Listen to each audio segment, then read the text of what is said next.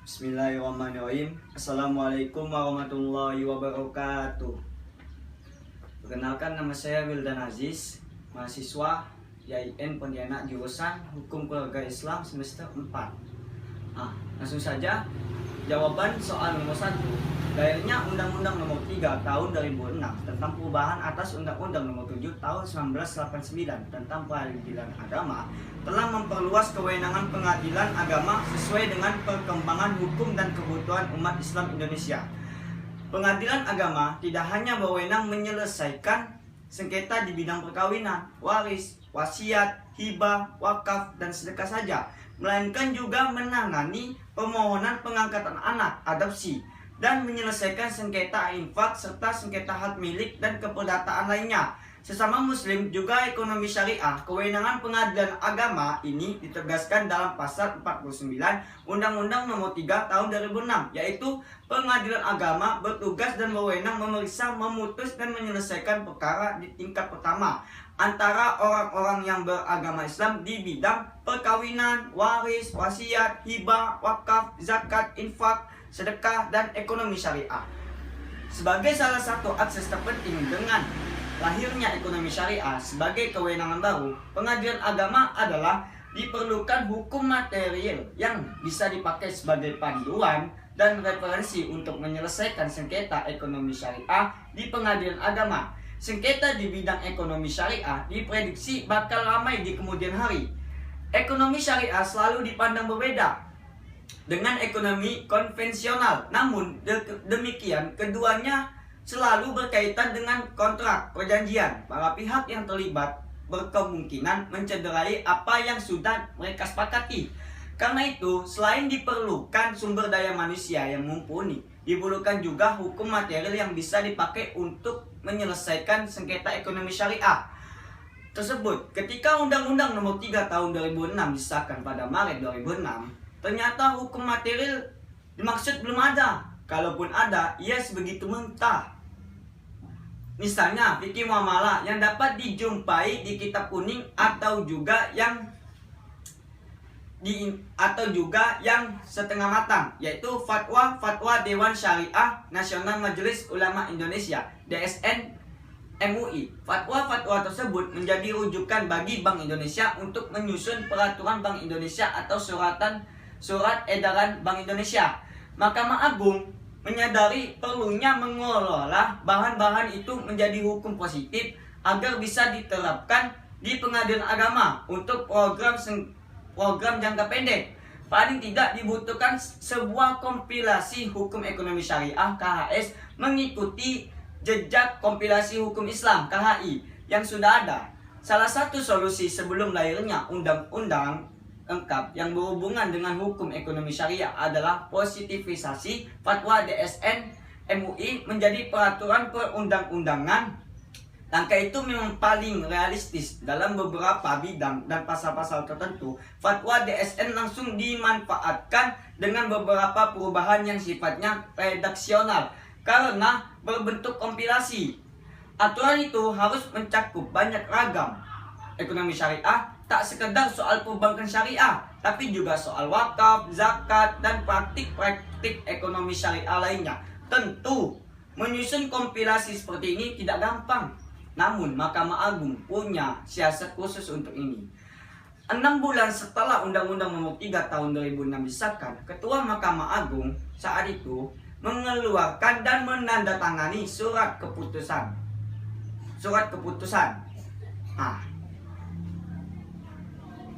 Tersebut merupakan tindak lanjut dari rapat kelompok kerja perdata agama Mahkamah Agung pada 4 Agustus 2006. Dengan surat keputusan itu membentuk tim penyusun kompilasi hukum ekonomi syariah (KHS) yang diketahui oleh Hakim Agung. Tim ini punya masa tugas sampai pada tanggal 31 Desember 2007. Dalam sudut waktu penyelesaiannya, tim ini memiliki masa tugas yang sangat pendek dalam menyusun sesuatu yang penting, yakni 2 bulan sebelum. Sementara itu, yang menjadi dasar rujukan sumber hukum dalam KHS meliputi beberapa kitab fikih, peraturan perundang-undangan yang telah ada, dan juga PSAK. Adapun sumber-sumber yang dimaksud antara lain: 1. al-Islami wa adillatuhu karya Wahbah al-Zuhaili. Yang kedua, Al-Fiqh al-Islami fi Saudi al-Jadid karya Mustafa Ahmad Zarga. Yang ketiga, Al-Muamalat al-Madiyah wa al-Adabiyah karya Ali Fikri, dan masih banyak yang lainnya. Secara sistematik, kompilasi hukum ekonomi syariah KS terbagi dalam 4 buku, masing-masing satu tentang subjek hukum dan amwal, terdiri dari atas 3 bab pasal 1 sampai 19. Yang kedua, tentang akad, terdiri dari 29 bab pasal 20 sampai 673. Yang ketiga, tentang zakat dan hibah yang terdiri atas 4 bab pasal 674 sampai 674 sampai 734. Yang keempat, tentang akuntansi syariah yang terdiri atas 7 bab pasal 735 sampai 796. Perma Mahkamah Agung RI nomor 2 tahun 2008 tentang kompilasi hukum ekonomi syariah. Jawaban nomor 2. Lahirnya Undang-Undang nomor 3 tahun 2006 tentang peradilan atas Undang-Undang nomor 7 tahun 1989 tentang peradilan agama telah membawa perubahan besar terhadap kedudukan dan eksistensi peradilan agama di Indonesia. Di samping besar terhadap kedudukan dan eksistensi peradilan agama di Indonesia, kewenangan yang telah diberikan dalam bidang hukum keluarga Islam, peradilan agama juga diberi wewenang untuk menyelesaikan perkara dalam bidang ekonomi syariah. Mahkamah Agung RI dalam merealisasikan kewenangan baru peradilan agama tersebut telah menetapkan beberapa kebijakan, antara lain pertama, memperbaiki sarana dan prasarana lembaga peradilan agama, baik hal-hal yang menyangkut fisik, gedung maupun hal-hal yang menyangkut peralatan. Kedua, meningkatkan kemampuan teknis sumber daya manusia (SDM) peradilan agama dengan mengadakan kerjasama dengan beberapa perguruan tinggi untuk mendidik